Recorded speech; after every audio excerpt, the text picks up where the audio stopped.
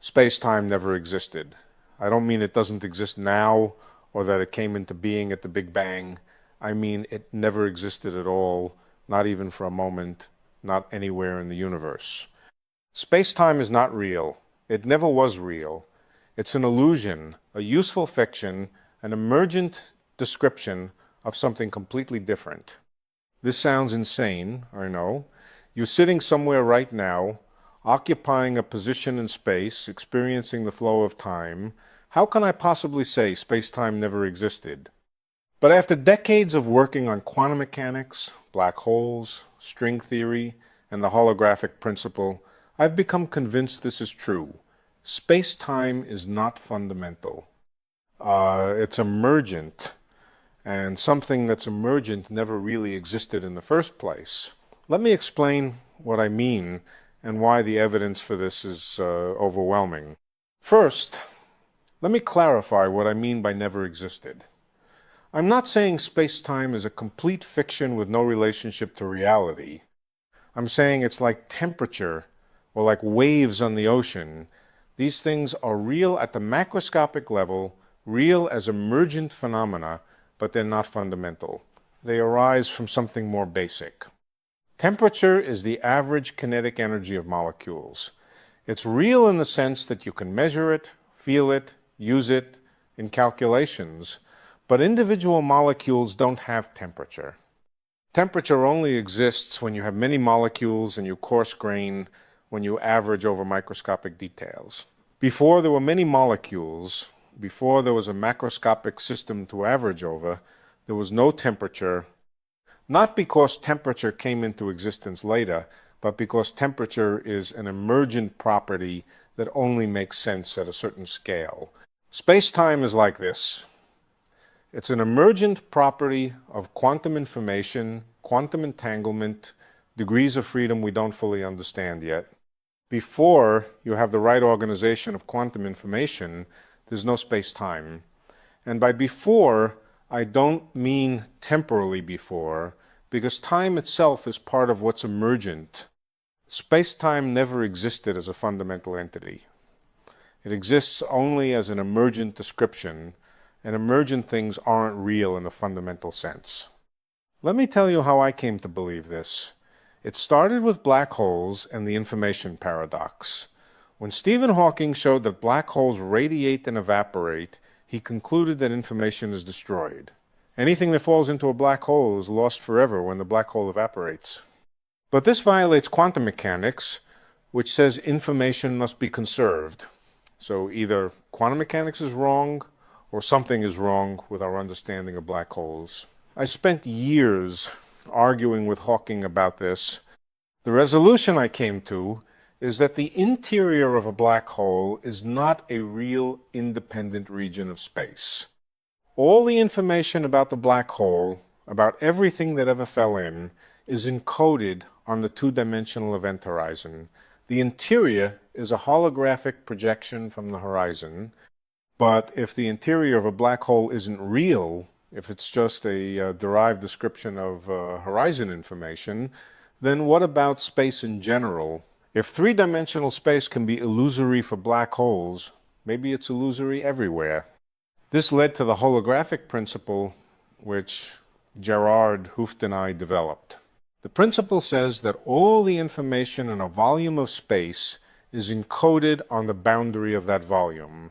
The interior is redundant, derivable from boundary information. For a black hole, this is concrete. The entropy is proportional to horizon area, not volume. The information is on the surface, not in the interior. The three-dimensional interior emerges from two-dimensional information.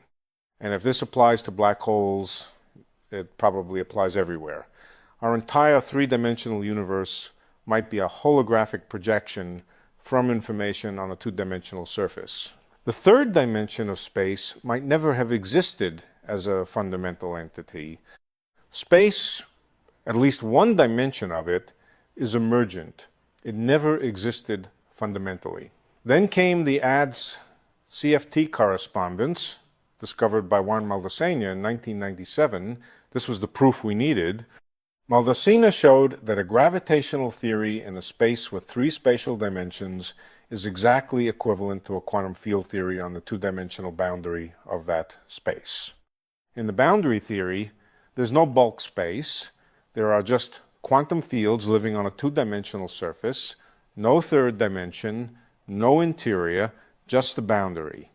But from the boundary theory, you can derive the existence of the bulk space.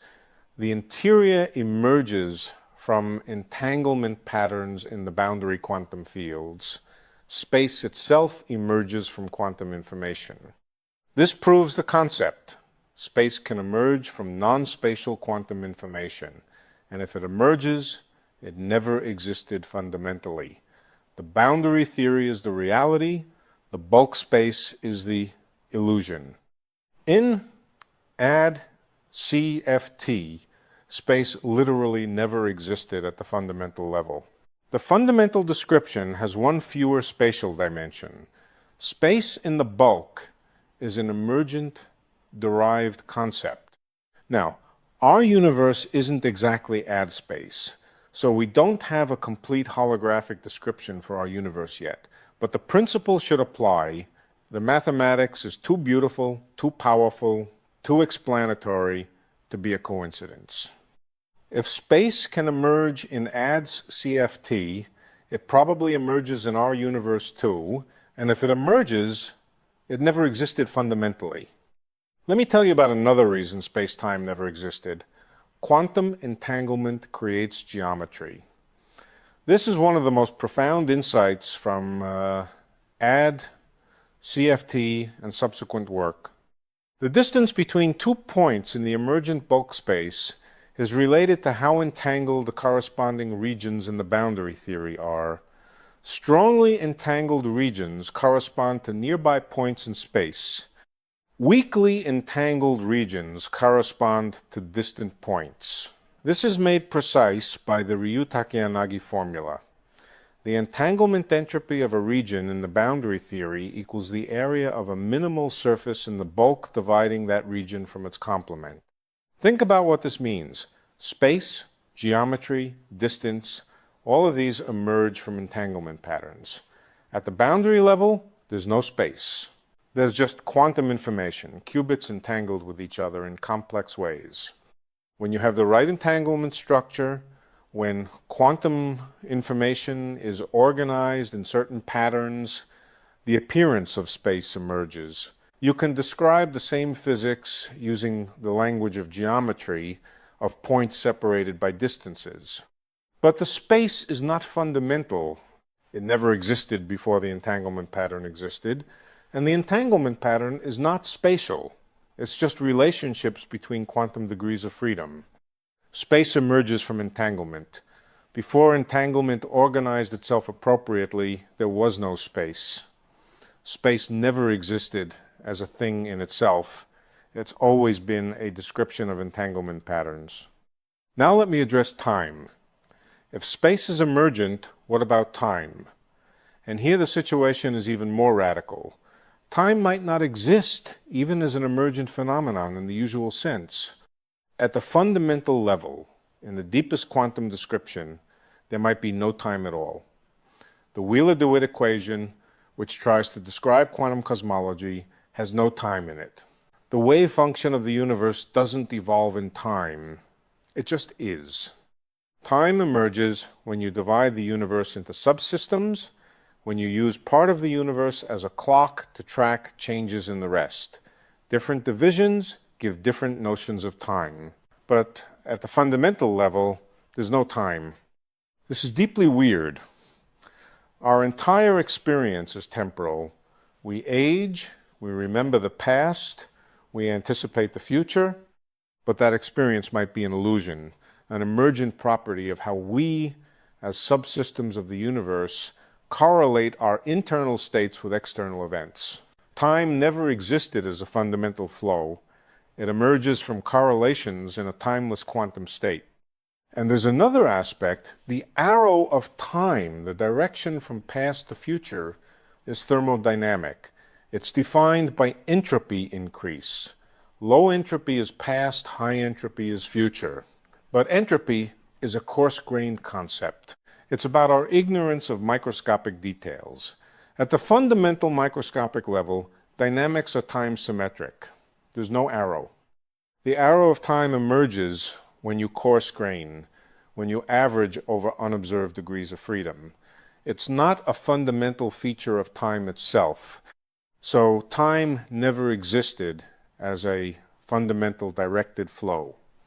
The flow, the arrow, the passage of time, all of it is emergent from time-symmetric fundamental dynamics plus coarse graining. Space-time never existed because space is emergent from entanglement and time is emergent from correlations and coarse graining. Neither is fundamental. Let me tell you about the evidence from string theory. In string theory, the fundamental objects are one-dimensional strings vibrating in a higher dimensional space. Different vibration modes correspond to different particles. But the space the strings live in is not necessarily physical space-time. It's a mathematical space, a configuration space. The physical space-time we experience emerges from the dynamics of strings. In some formulations, like matrix theory, there's no background space-time at all. Space-time emerges from the interactions of matrix degrees of freedom. Before you turn on the interactions, there's no space, no time, just matrices. This is radical. It means space-time is not the stage on which physics happens. Space-time is part of what emerges from the physics. The fundamental description is non-spatial, non-temporal. Space-time never existed in string theory as a fundamental background. It emerges from stringy dynamics. Now let me address what exists if space-time doesn't. What's the fundamental reality? The answer, I believe, is quantum information. At the most basic level, reality is quantum degrees of freedom, qubits, if you like, existing in Hilbert space, not in physical space. These qubits interact, become entangled, form complex patterns of correlation, and from these patterns, when you coarse grain, when you look at collective behavior, space-time emerges. The qubits don't exist in space. They don't evolve in time in the fundamental description. They just are in a timeless quantum state, and space-time emerges when you describe this state in certain ways. What existed before space-time? Not before, in a temporal sense, because time is part of what emerges, but more fundamentally, quantum information existed, entanglement existed. The laws of quantum mechanics existed. Space-time never existed because quantum information is more fundamental, and space-time is just a way of organizing and describing quantum information. Let me give you an analogy. Think about a computer running a simulation of a 3D world. On the screen, you see three-dimensional space objects moving through time. But what's really happening? The computer is processing bits, ones and zeros, according to the rules of the simulation. The 3D space on the screen is not fundamental. It's a display, a user interface generated by the processing of information. The fundamental reality is the bits and the algorithm. The 3D space is emergent, a way of organizing the output that makes sense to human observers. Our universe might be similar. The fundamental reality is quantum information, qubits, entanglement patterns. Space-time is the display, the user interface, the way this information manifests to observers embedded within it. Space-time never existed as the fundamental reality. It's always been the interface generated by the processing of quantum information. Now let me address the Big Bang. If space-time is emergent, what does it mean to say space-time began at the Big Bang? In the traditional picture, space-time literally came into existence 13.8 billion years ago. Before that, there was nothing, not even space or time.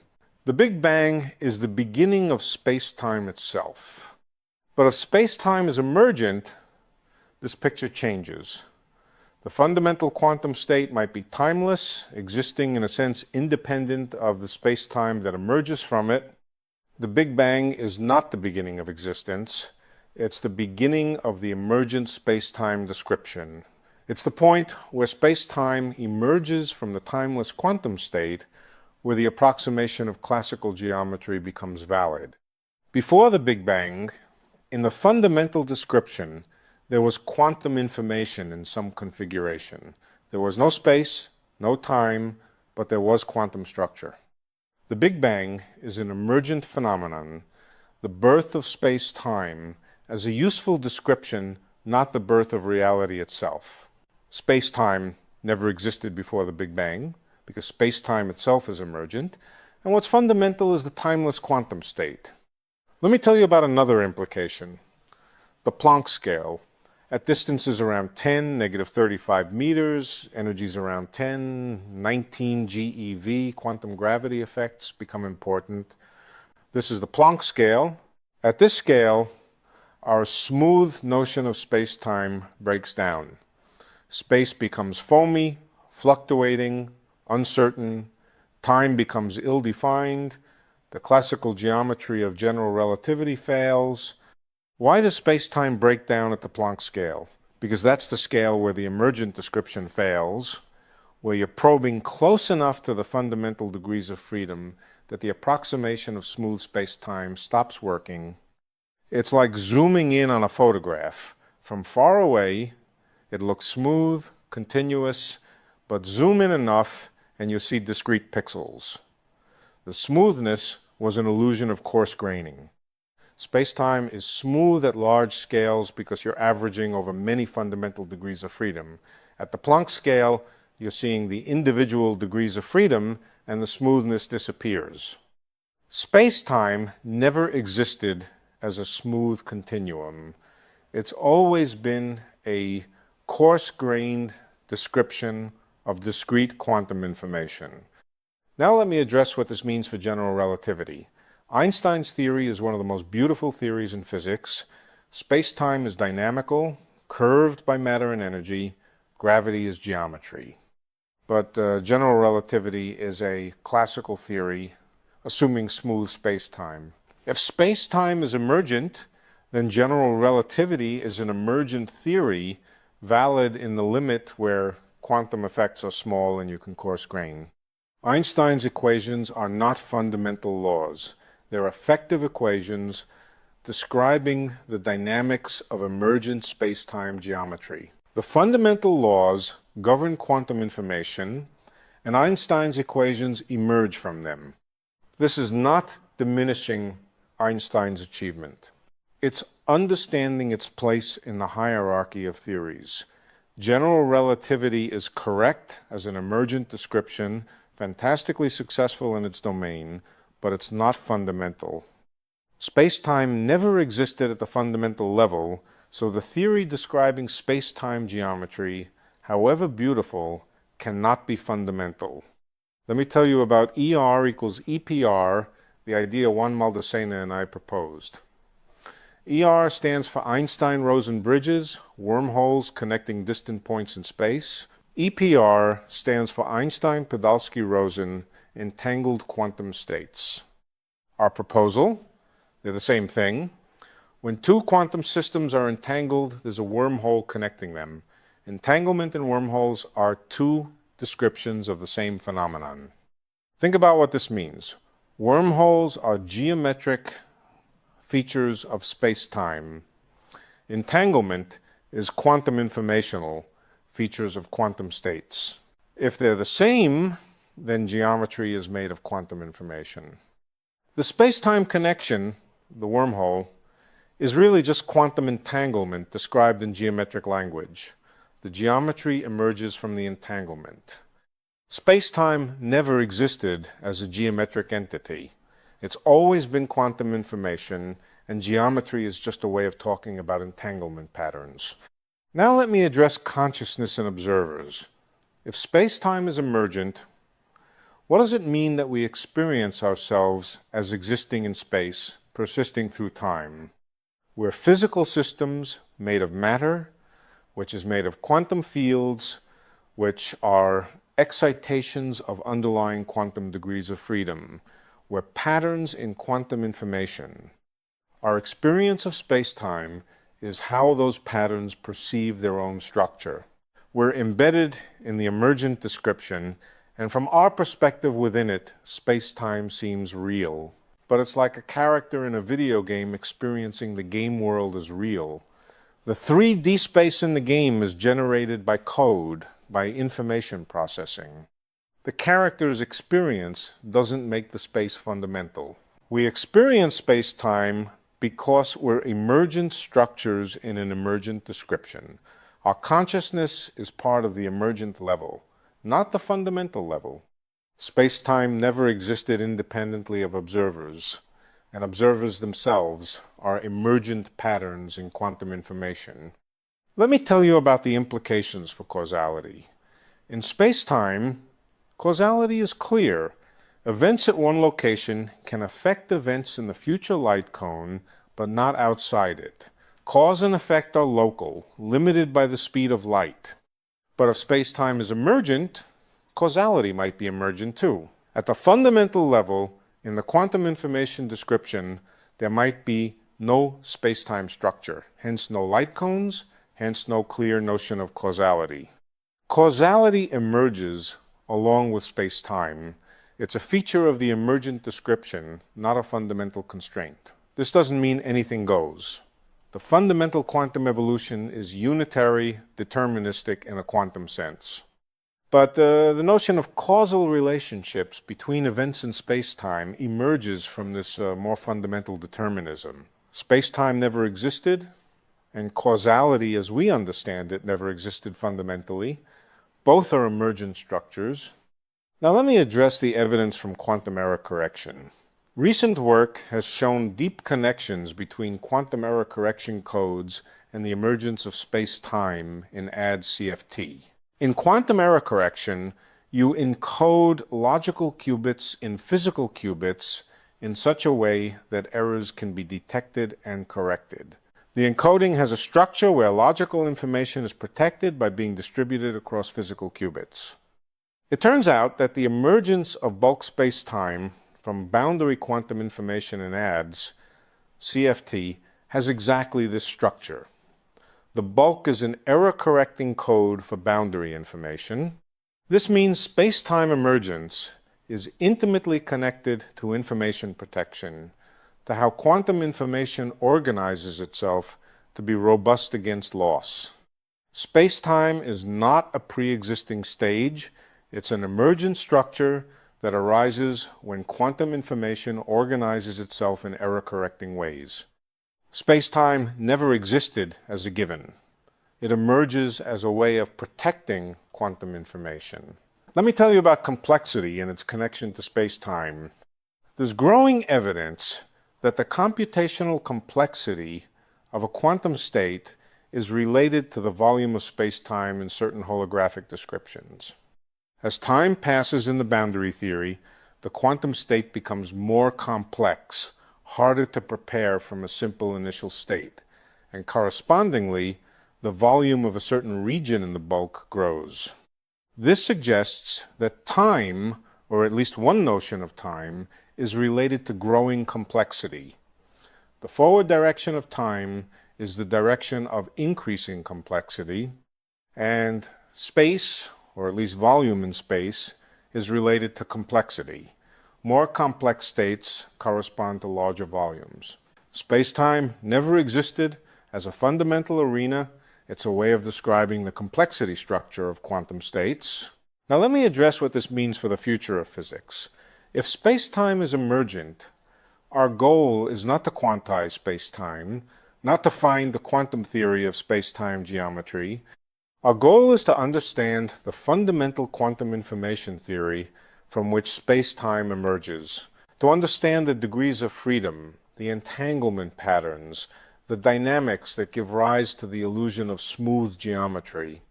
String theory is one approach, loop quantum gravity is another. The holographic principle and AD-CFT give us clues. but we don't have the complete picture yet. The theory of everything won't be a theory written in space-time. It'll be a theory of quantum information from which space-time emerges as an approximate, coarse-grained description. Space-time never existed fundamentally, and the ultimate theory will reflect this by not assuming space-time as a background. Let me tell you why I find this beautiful. For millennia, humans have thought space and time were fundamental features of reality, the stage on which everything happens. Newton thought space was absolute, God's sensorium, existing independently. Einstein showed space and time are relative, woven together, dynamical, but still fundamental. Now we're learning they're not fundamental at all. They're emergent, like temperature, like pressure, like all macroscopic properties. They arise from something deeper, more abstract, more mathematical. This is a profound shift in worldview. We're not beings existing in space-time. We're patterns of quantum information, and the space-time we experience is a user interface, a way of organizing information that makes sense to creatures like us. Space-time never existed, and that's liberating. It means reality is stranger, richer, more subtle than we thought. It means there are levels of description we haven't even imagined yet. And it's scientifically powerful.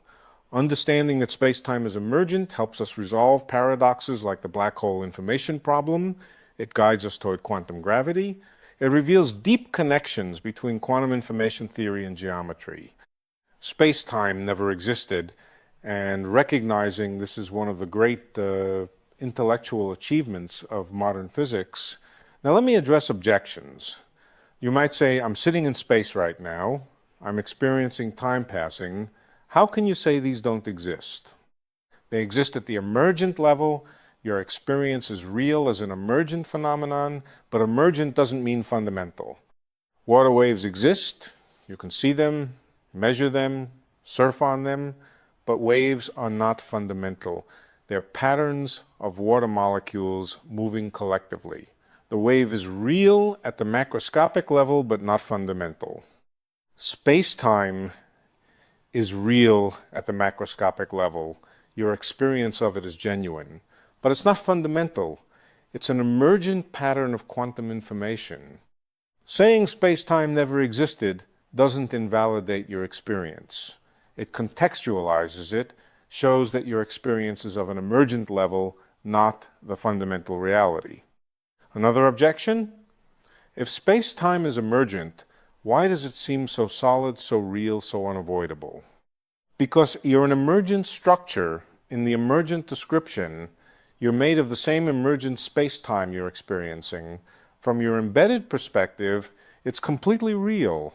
It's like asking why characters in a simulation experience their virtual world as real, because they're made of the simulation's information. They have no access to the outside perspective. We're embedded in the emergent space-time description. We can't step outside it in our everyday experience. So it seems absolutely real. But physics lets us understand the deeper structure, the fundamental level where space-time doesn't exist. Let me tell you about the most radical implication. Space-time is contingent, not necessary. If space-time emerges from quantum information, then different organizations of quantum information might give rise to different space-times or no space-time at all. There might be regions of the quantum state or other quantum states entirely where space-time doesn't emerge, where the degrees of freedom are organized differently and the emergent description is something other than geometry. Our space-time, four-dimensional, with its particular geometry, might be just one possibility among many. Other configurations of quantum information might produce entirely different emergent structures. Space-time never existed as a necessary feature of reality. It's a contingent outcome of how quantum information organized itself in our region of the quantum state. Now let me bring this all together. Space-time never existed because it's emergent from quantum information. The evidence is overwhelming. The holographic principle, add divided by CFT, ER equals EPR, quantum error correction, the connection between entanglement and geometry, the breakdown at the Planck scale. At the fundamental level, there are quantum degrees of freedom entangled in complex patterns. From these patterns, when you coarse-grain, when you look at collective behavior, space-time emerges as a useful description. But it's not fundamental. It never was fundamental. It's an illusion in the sense that temperature is an illusion, or waves are illusions, real at the emergent level, but not part of the deep structure of reality. This is one of the most profound insights in the history of physics. We've discovered that the stage on which we thought everything happened is itself part of the play, emergent from the actors, arising from quantum information. I've spent my career working toward this understanding through black holes, holography, string theory, quantum information. And the more I learn, the more convinced I become. Space-time never existed. And that's the truth about the nature of reality that physics has revealed. It's strange, it's counterintuitive, it challenges everything we thought we knew about the universe, but it's also beautiful, profound, and supported by powerful mathematical and physical arguments. Space-time never existed, and understanding this changes everything about how we view reality, consciousness, cosmology, and the ultimate nature of existence itself.